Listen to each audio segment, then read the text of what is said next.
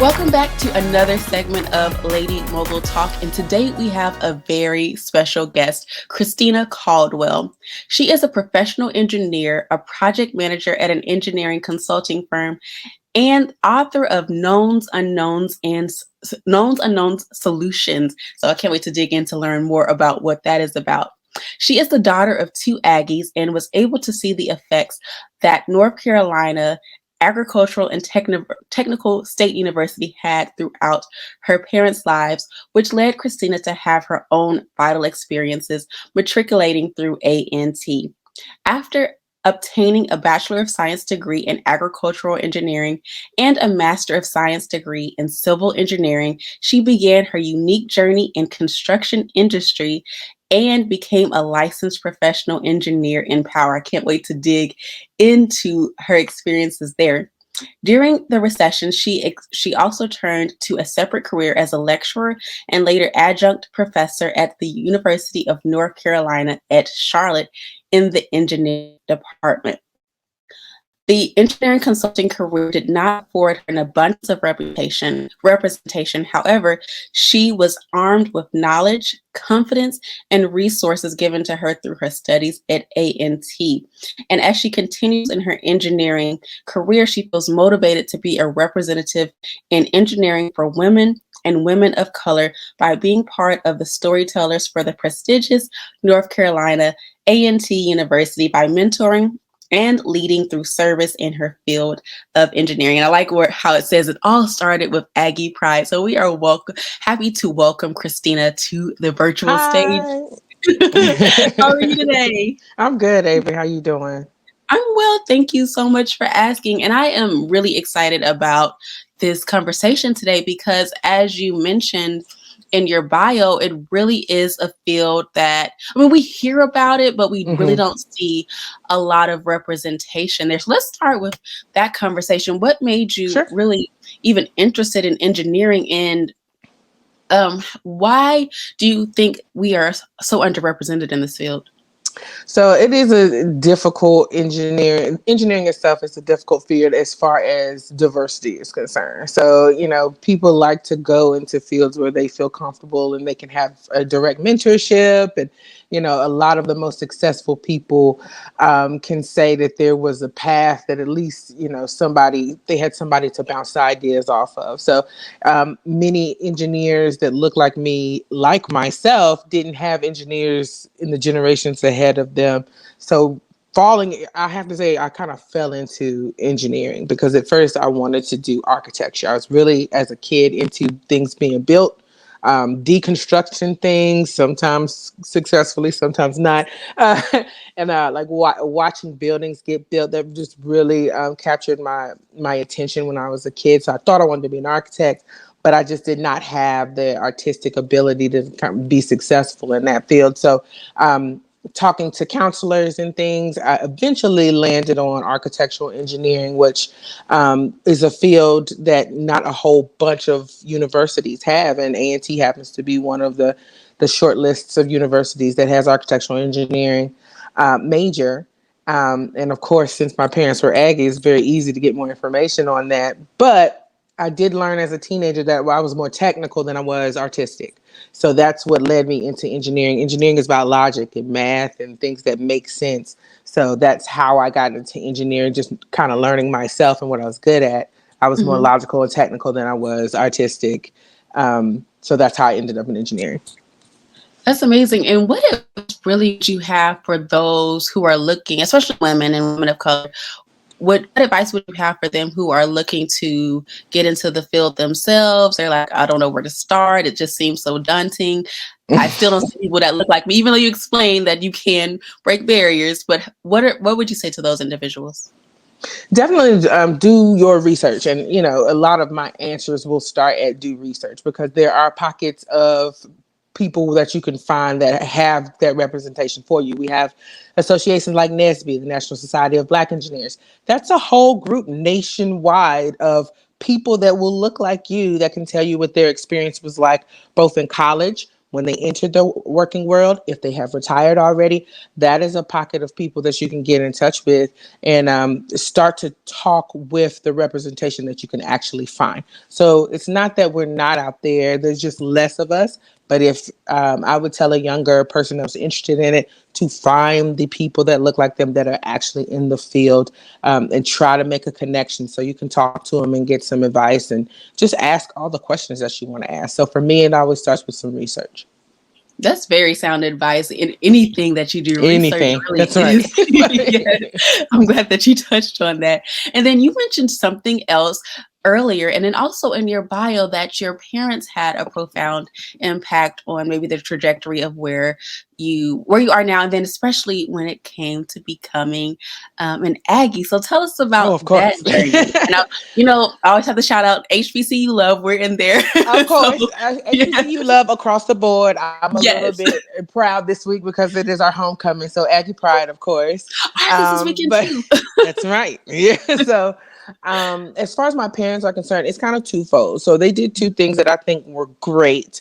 The first being that they stayed very active and interested in what it is that myself and my sister wanted to do, like from a very young age. They were always kind of checking in about what we wanted to be when we grow up. You know, you ask little toddlers that, and they're just going to throw out something that they like that's on their favorite cartoon. So it did start there. But then as we got older, they continued to check in. And once they checked in, they put their resources behind it. So if I were to say, you know, I want to be a dentist, the next toy I might have gotten would have had something to do with some type of dentistry. And then as I got older, it was like, I think I want to be an architect. Well, then now we're doing CAD classes, computer aided design classes, or we're finding programs where you can go draw and learn about buildings. Or my sister, for example, wanted to be a doctor for a stint.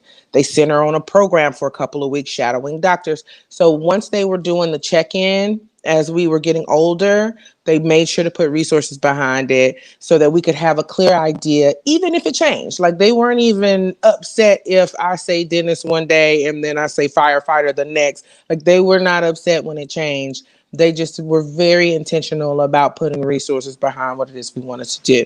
So the second part is because they're Aggies, I've literally my whole life been connected to the university. So they made sure, one, they're active alumni.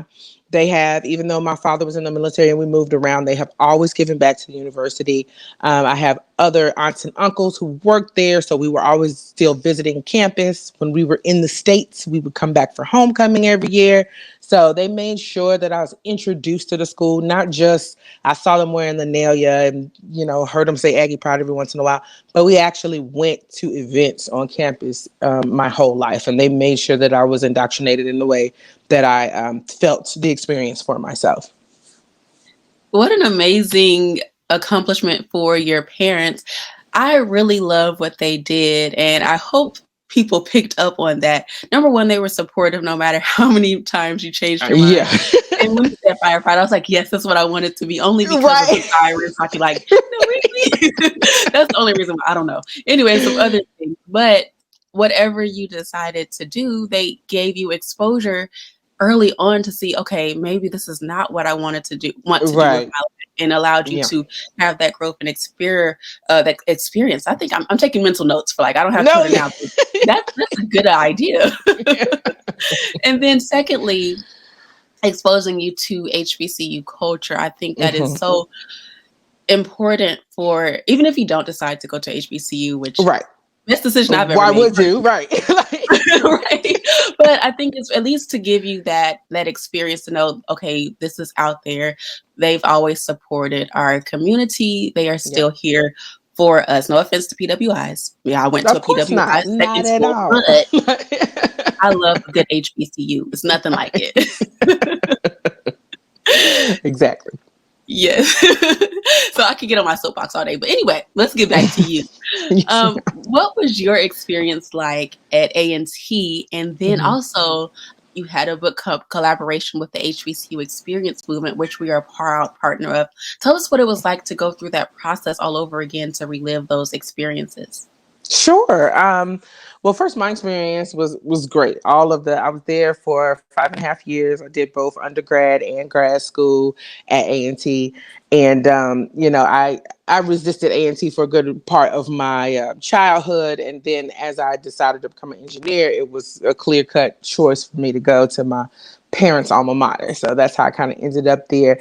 But the experience when I got there was just so worthwhile. I literally, I know I sound like I'm repeating myself every time people ask me, but I literally still talk to my classmates on a daily basis. Like we still talk and text and keep in touch and share experiences and what's going on at work, your job. And what did you do with that? Or, talking me off of the ledge if I'm upset, that kind of thing. So my experience at A&T was great. And the same people that I kind of matriculated to, and I had, different pockets of people that I hung out with, it helped me become who it was that I was going to be. So my experience, it was very easy and organic experience to become an adult because I could be me. I didn't feel like I had to send my representative, which a lot, especially in my field, it feels like I'm sending my representative out sometimes. But when I was at A&T, I didn't feel like I had to send out a representative. I was able to be me and grow up and become an adult around an enormous, diverse group of people who just happen to look like me.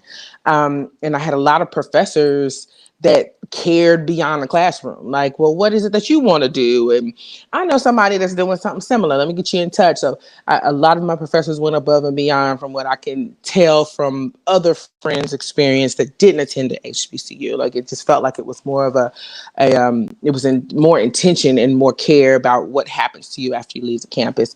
And I felt well prepared. So when I went into the world, it was one of those things like even though representation is not great in engineering, I felt confident because I remember going through school with people that looked like me that wanted to do the same thing. So I guess, you know, unconsciously or subconsciously, it was like, well, I know people that look like me are out there because I went to school with them. So let me do my part here and make more representation by being part of it. So my whole experience was great.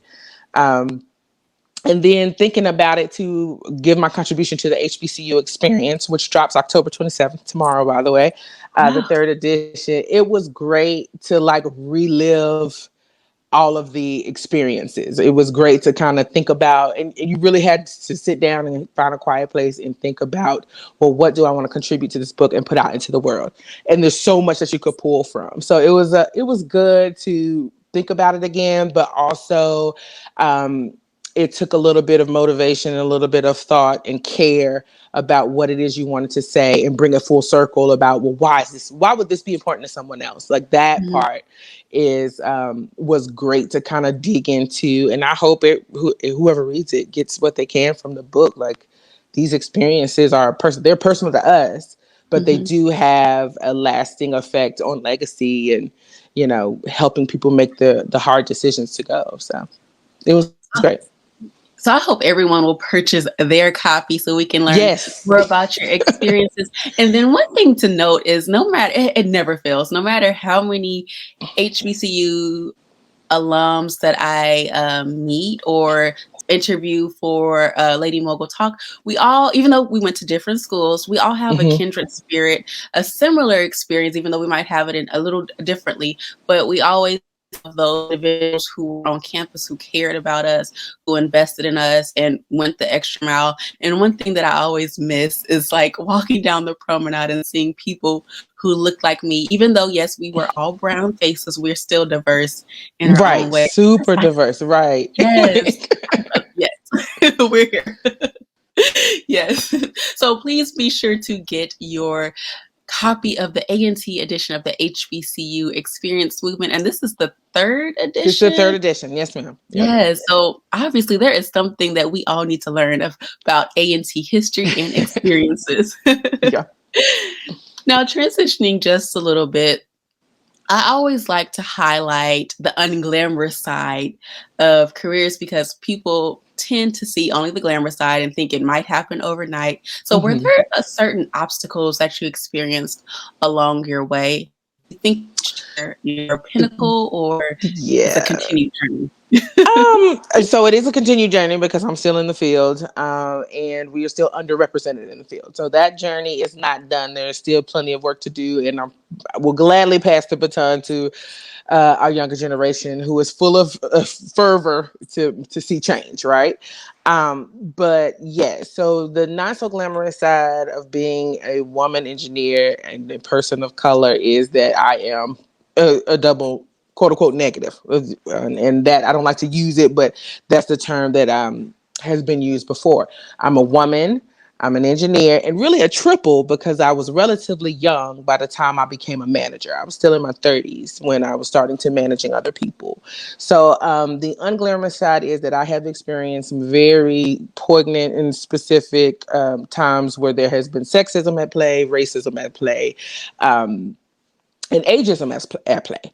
I had at one point was a manager of about 7 or 8 people, and I was the youngest person on the team. So there was a lot of tones, and I don't really respect what you're saying, so I'll try to go over my head. So some of it was subtle, some of it was blatant. Sometimes I would go to site visits with my counterparts that didn't look like me. We would have the same outfit on, same shirt, same logo, and someone would stop me and ask for my identification, but not ask my counterparts. So there were parts of it, and that's hard to explain in the car ride back to work. Like, they wouldn't see what was very specific about that experience, but I knew exactly why I was being identified and profiled.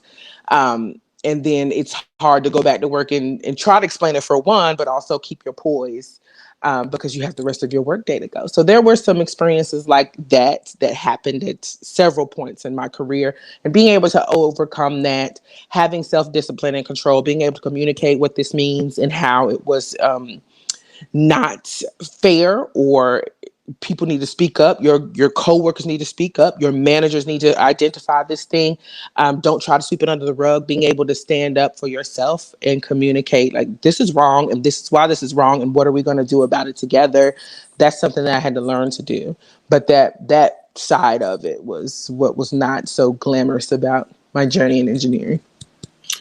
Wow. I've, of course you hear stories about this, it's still happening, but not experiencing it personally, it's so hard to just imagine how would I respond to Yeah, something like that. right. I'm like, oh my goodness. Even today I had a conversation with someone, and it was an older white gentleman, and apparently she said in her head she was not the one because he was doing microaggressions, and so she had Oh, to yes. call him out nicely. Nicely. And so, That's the part that's hard. yes. And me, in my evolution, I'm not as nice as I used to be because you have to be business as well. So I'm like, how would I even respond today? But It's that's just. something that I like to call the corporate delay. And Mhm, that's something that had to happen for me later on. The more I got in the career, I have more of a corporate delay where I let it marinate what's happening and then mhm, respond. When I was mhm. younger, about 24-ish, there was no delay. It was, I'm sorry, who are you talking to? And that doesn't work in corporate. So I do now exhibit what's called my corporate delay, where I am assessing the situation before I Mhm. respond. So yes. That's a good strategy. Even in business, that's a No, good yeah. strategy. The corporate delay, I like that. You should coin that, trademark it. You heard it here first, folks. We heard it here first. Now, I would love to get into your book called Knowns, Unknowns, Solutions. So tell us about that. What was the motivation behind it? And give us a sneak peek of what people can expect. Sure. And you should purchase her book. Yes, Yes. please purchase my book, and I will tell you where at the end of this. But so I separated from a job that I really, really loved. The culture, for the most part, was working on being more diverse. The manager at that firm was great about listening, and so there was nothing that I didn't like about it. But there were a couple of situations that happened throughout the time that I was there, and then there was a last straw where I was like, I can't be here and continue to support how this is going because it's not improving, right? So I left that job, and at the time I was, in a good position there. It could have afforded some ownership, and I had saw myself, basically retiring there. So it was a hard decision to come to. But once I came to the decision, and between that job and coming to where I am now, I thought, I can recall meeting a couple of people that kind of looked like me while I was still in school that were engineers, but they kind of just were status quo. They were like, we're just going to do what everybody tells us to do. And this is the way that it always been, that kind of thing. And then for me, that always never set right with me. So I decided to be 100% authentic in Christina when I went into this field. But it would have been nice to have, instead of people who assimilated, have people who were like, I saw this wrongdoing. This is how I handled it in the field, or this happened to me. More shared experiences, basically. So I started to write down my experiences from high school through where I departed my last firm. And then it slowly became something that was organic and kind of one idea. So then I said, well, maybe this can turn into a book. When I was young, I liked to write. So I said, well, I've been a mentor before. I like to talk clearly. I like to share experiences.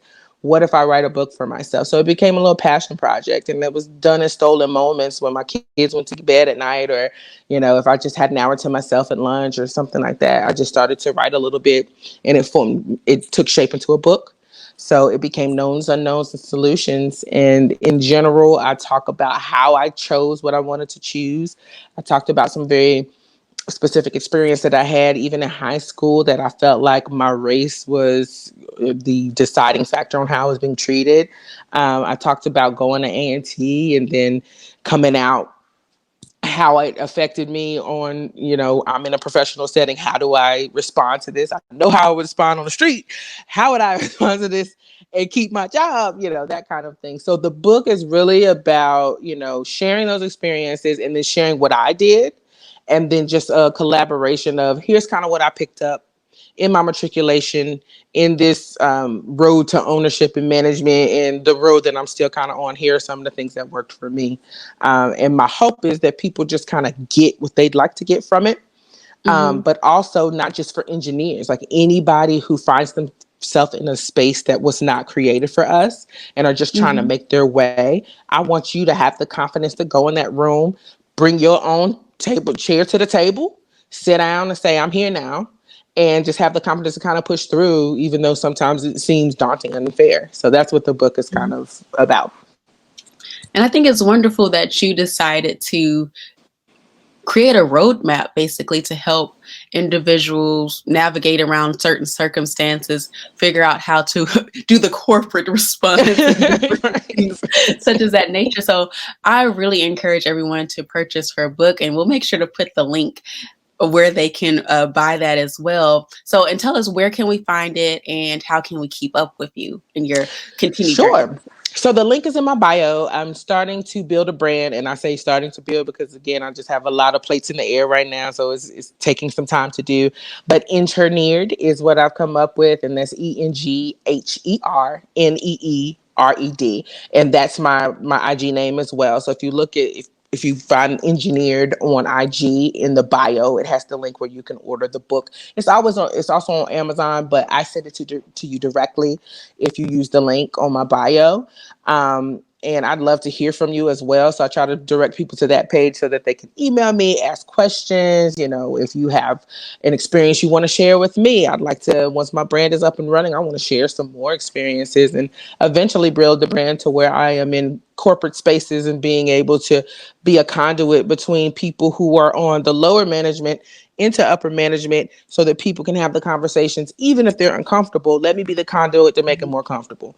Can you give us resources so that diversity can move further up in your firm if that's something you're interested in? So eventually I'd like it to be, we've shared enough experiences that now we can have the conversation to help people that look like us move into the spaces where we aren't. And you said something very key: to make individuals comfortable, because Oh gosh. oftentimes we don't feel comfortable. We feel like we have to Mm-hmm. stay in our place and not ask Mm-hmm. for what we deserve. And of course, we're worth way more, but at least get something, move up in the company. So I think that is really Exactly. important. I Well, remember feeling that way. So it's really yeah. important to share. I remember the angst I used to feel, especially talking about money as a woman. Oh, That was yes. always just like, oh goodness. So I'd really like this to expand to the point that we are all comfortable and we're getting the value that we add to a team. And it's so needed. So needed. Well, I really have enjoyed my conversation with you today. Are You there as any well. Thank last you. words? Thank you. Are there any last words you want to share with our audience? Definitely pick up the HBCU Experience A&T's third edition. It drops tomorrow, October 27th, and you will be able to see it all over. We're pumping like crazy, so as soon as it drops, you'll know where to get it. And it's for everybody. It's for if you went to a HBCU, if you went to a PWI, if you have children who are trying to decide where they want to go, it's just for everyone to read and get some of the experiences and the legacy. And I really encourage you all to get that. I also encourage you to visit my IG, engineered.com, engineered, excuse me, so that you can all buy the book, Knowns Unknown Solutions. And likewise, this is not just for women engineers. This is for anybody just trying to make their way in any position to go in, and just know there are steps for you to be successful, whatever room that you're in. So definitely want you to do that. But most importantly, support our HBCUs. If you can attend and it makes sense for what it is you want to do with your future, go to an HBCU. And then after you get out, go ahead and serve as an alumni that gives back so that we can continue to create brighter futures for people that look like us. I couldn't have said it better myself. This should be an HBCU commercial. Thank you so much, Christina, for joining us today. This Absolutely. this has been another segment of Lady Mogul Talk, and we will see you in the next segment.